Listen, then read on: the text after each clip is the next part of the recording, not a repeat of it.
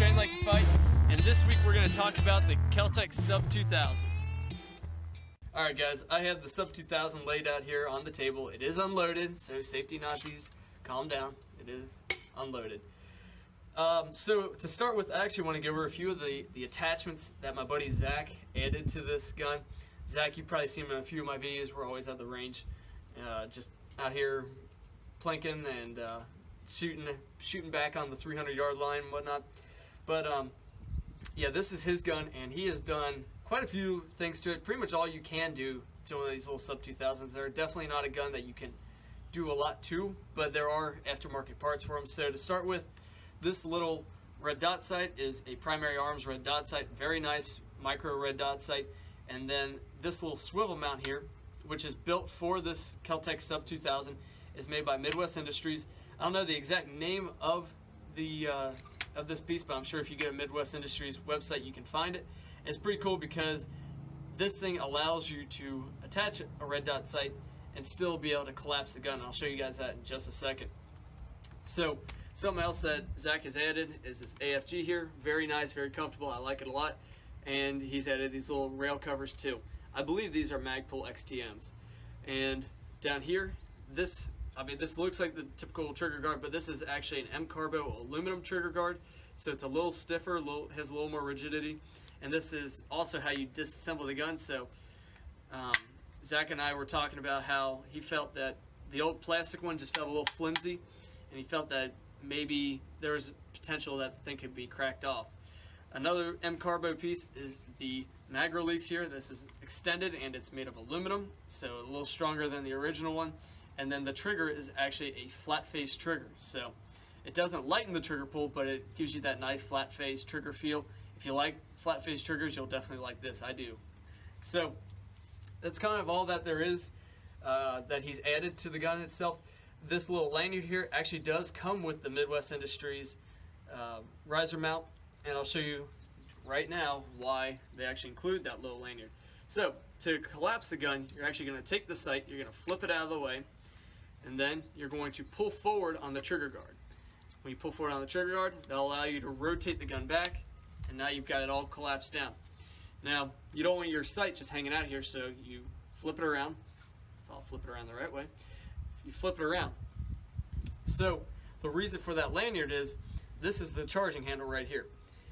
Now the charging handle is kind of like your MP5 style slap charging handle, so you'd slap that forward and they would ride the bolt forward.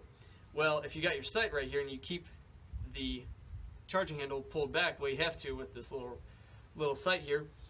If this thing came loose, it would smack into the glass of the sight and would crack the sight.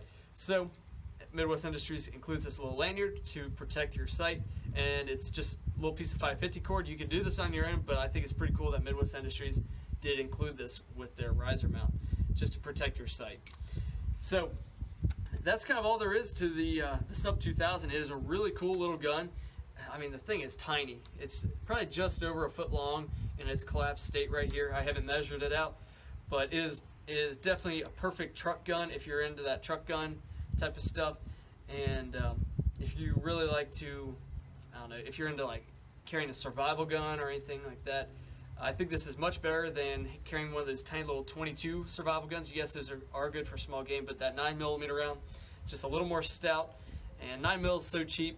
I think it's definitely a good option if you're into that kind of stuff to get one of these instead of maybe a small AR.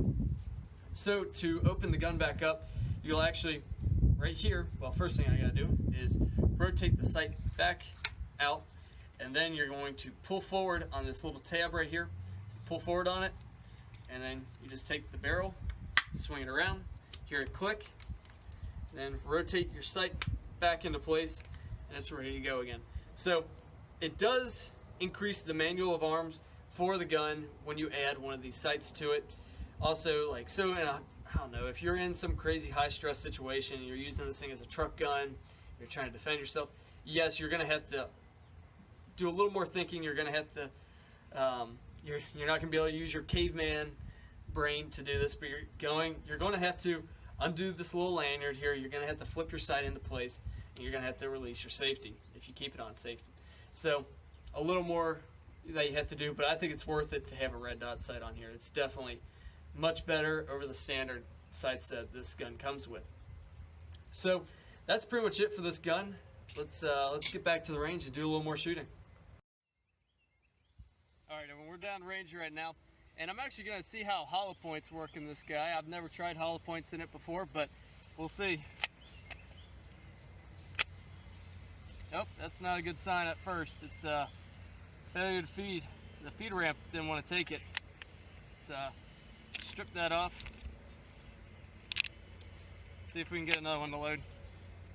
Alright, that one loaded.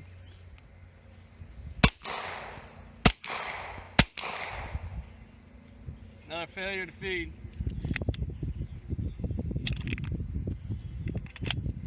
Try that again. Still not. So, we're finding it doesn't like hollow points.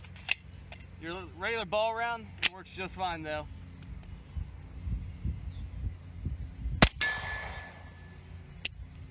Nope. Alright, we're gonna have hollow points. Alright, let's try one final mag dump.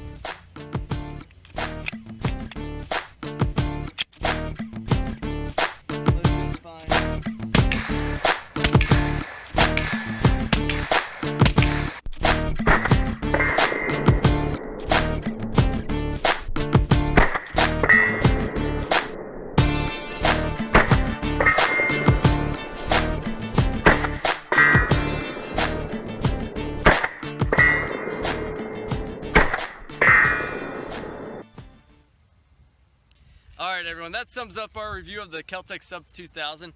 Overall, it's a pretty cool little gun. I like it a lot. I like what Zach's done to the little gun, and again, I think it's probably one of the perfect truck guns. If you're into the truck gun thing, if you're into survival guns, this is the gun for you guys. So guys, thanks for watching. Hey everyone, so unfortunately, this little Midwest Industries mount has it's not holding zero, and I was really hoping that all the stuff that I've been hearing on YouTube wasn't true, but turns out it is.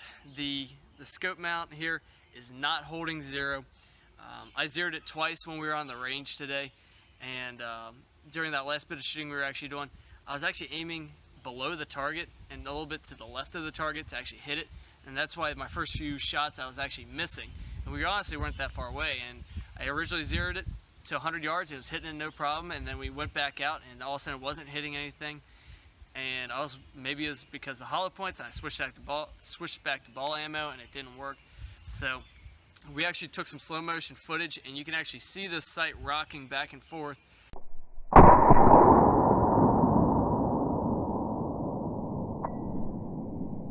while you shoot it. Now, I mean, that shouldn't mean much, because obviously when you shoot it, it should regain its place after you shoot it, even if it does shake around a bit. But I guess it's not holding, or it's not returning to the exact same position every time. So I really hope Midwest Industries comes out with something to fix this problem. Maybe like a quick detach lever or something that'll secure it down a little tighter.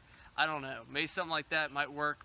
I'm not an engineer, but I think that might work. So unfortunately, I can't really recommend getting this Midwest Industries mount, but overall, I still recommend the gun. So guys, thanks for watching, and remember to train like you fight.